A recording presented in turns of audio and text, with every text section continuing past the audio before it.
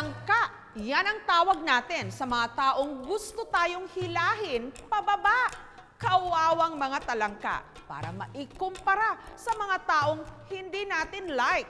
Gayong sa totoo lang, masarap ang mga itong iulam.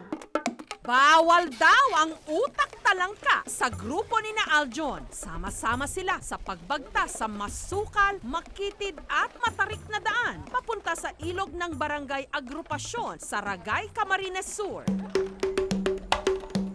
Kung saan nagtutulungan sila sa panghuhuli ng talangka. Ang gamit nila sa panghuhuli ang gawa sa plastic na bote, ang bubo. Ito po kasi matagal tong gawin. Madali lang siya masira. Ito kahit 3 taon hanggang 4 na taon, buo pa rin. Nilagyan ng jacko o pain sa mga talangka ang bubo at saka sila lumusong sa ilog.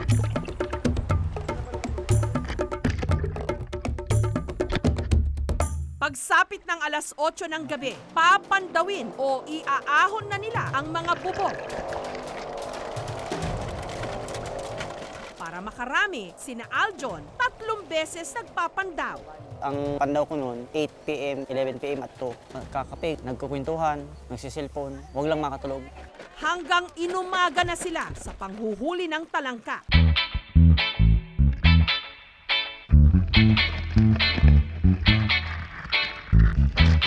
Pinaghiwalay ang babae at lalaking talangka. Mas mahal kasi ang presyo ng babae kesa sa lalaki. Ito yung babae. Malaki po yung sa ano niya, yung ito. Ito yung bakla. Maliit pa po ito. Pag lumaki po ito, babae na. Yun. Yan yung laway po nila. Oo, laway. Kaya hinugasan muna namin bago piliin. Yun yung masakit sa palad. Yung laway. Pag hinahawakan mo kasi itong mga talangka na nahuli, sa experience nila, even for just 1 week, nuninipis yung kanilang mga balat.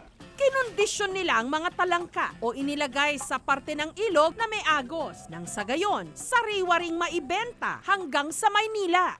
Ang mga sobrang talangka, ginagawa nilang ulam, ang masarsa at manamis-namis na talangkang humba.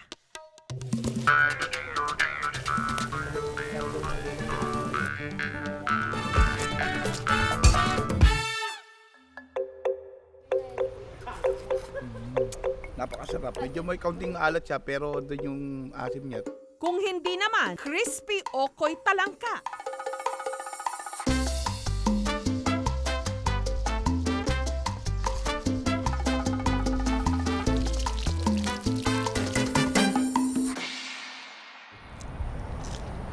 Crispy, kakaiba siyang ukoy kasi yung ibang ukoy, hipon, ito talangka.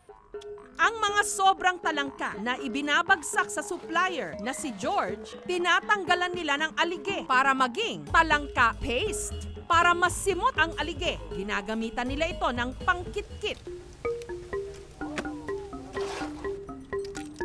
Ang alige paste, iginisa sa butter at keso.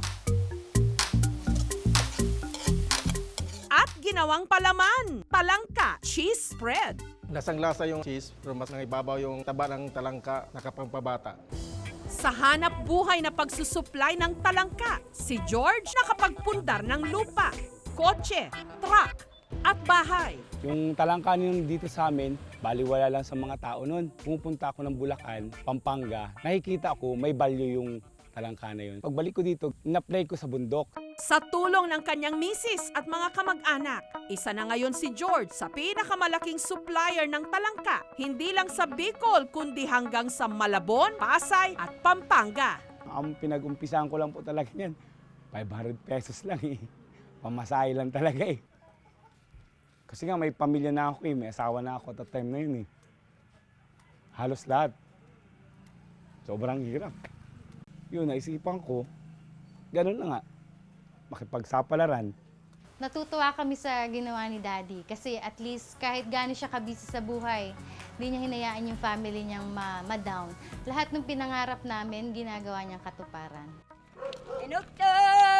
Sa barangay din ng poblasyon, nakilala ng aming team si Nanay Anita.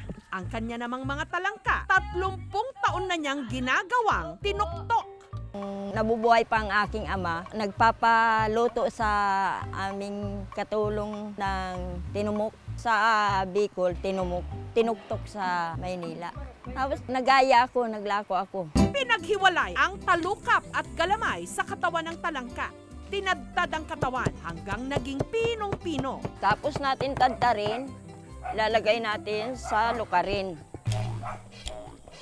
Nagdikdik ng luya at bawang para mas maging malasa raw ang tinuktok. Nagdikdik ng talukap at galamay ng talangka. Babalutin ko naman sa gabi.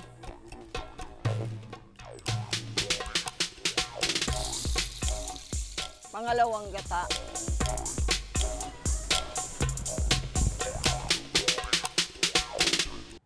Tinugtog! Masarap siya. Ngayon lang kasi ako nakatikim ng talangka. Dati kasi hipon, ngayon talangka. Ubos na.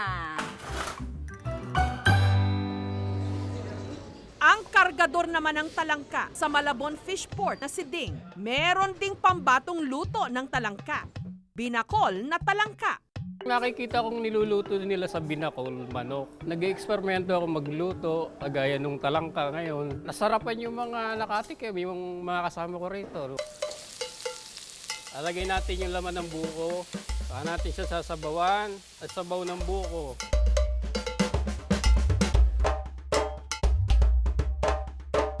Malinamnam yung sabaw ng buko. Isa pang ibinibida niya ang halabos na talangka. Pakukuluan natin yung ating talangkang nilasing. Pag mapula na ang talangka, pwede na natin ilagay yung kanyang mga pampalasa. Unahin natin ang asin, asukal, at saka yung sili. Oh, ito na. Luto na ang ating halabos sa talangka. Perfect itong pampulutan. Matamis na, may kunting alat. Dito naman sa Tagaytay, ang mga talangka ipinapartner sa mainit na bulalo. Ang lulutuin natin ay crispy crablets.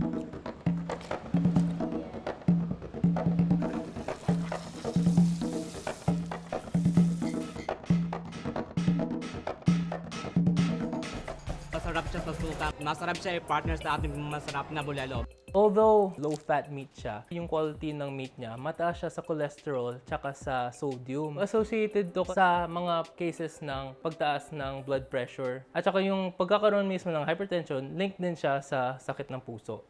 Sino ba kasi ang nakaisip ng katagang utak talangka? Gayong kung pagmamasdan ang mga talangka, pwede ring isipin na hindi naman sila talaga naghihilahan pababa, kundi nagtutulungan na makaakyat sa itaas. Hindi bali ng kakaunti lang naman talaga ang makakain nating laman nito dahil pati katas malinamnam.